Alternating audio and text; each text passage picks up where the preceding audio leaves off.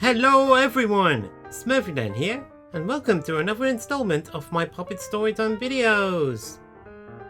The last story of Thomas the Tank Engine is Thomas and the Breakdown Train. Every day the fat director came to the station to catch his train, and he always said "hello" to Thomas. There were lots of trucks in the yard.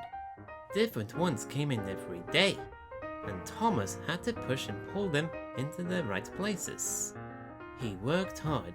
He knew now that he wasn't so clever as he had thought. Besides, the fat director had been kind to him, and he wanted to learn all about trucks, so as to be a really useful engine. But on the siding by themselves were some trucks that Thomas was told he mustn't touch. There was a small coach, some flat trucks, and two queer things his driver called cranes. "That's the breakdown train," he said. "When there's an accident, the workmen get into the coach, and the engine takes them quickly to help the hurt people and to clear and mend the line. The cranes are for lifting heavy things like engines and coaches and trucks." One day Thomas was in the yard when he heard an engine whistling, "Help! Help!" and a goods train came rushing through much too fast. The engine, a new one called James, was frightened. His brake blocks were on fire, and smoke and sparks streamed out on each side. "They're pushing me! They're pushing me!" he panted.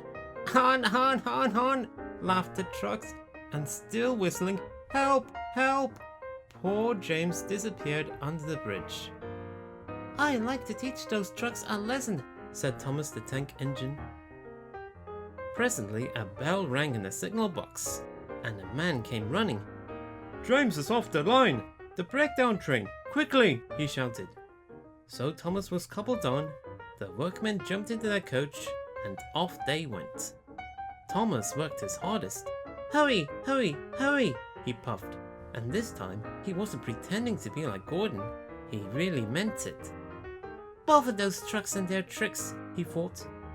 "I hope poor James isn't hurt." They found James and the trucks at the bend in the line.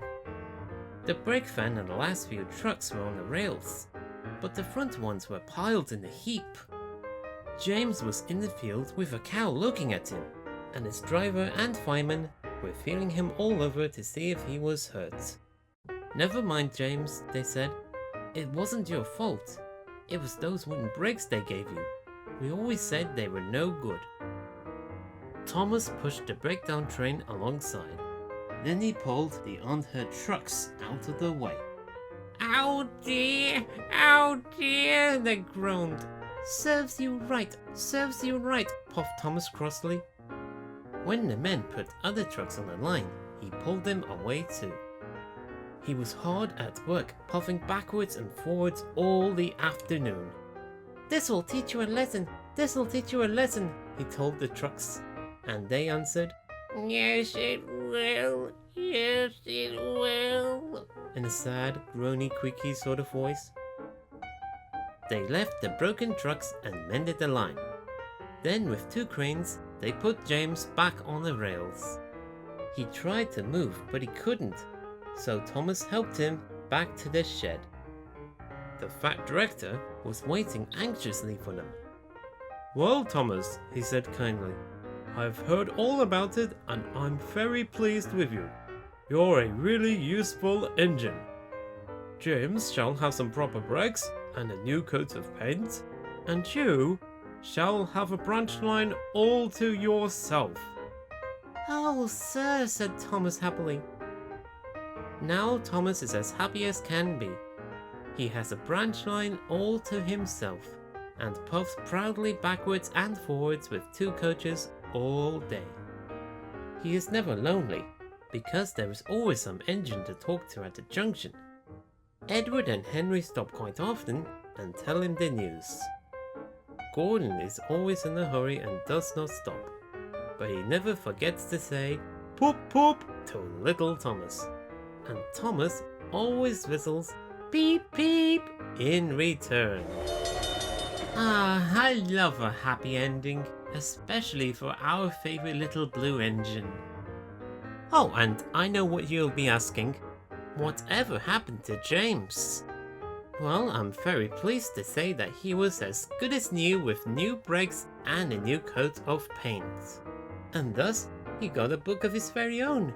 But that will be for next time. So for now, thank you for watching today's story. If you like what you're seeing, please share the video with your family and friends, leave the comment, give it a like, and subscribe to my channel. Plus, there is a previous compilation video featuring all the stories from the 3 railway engines, and there's a playlist featuring all my Puppet Storytime videos. So until next time, this is SmurfyDan signing off. Goodbye everyone, and thank you for watching.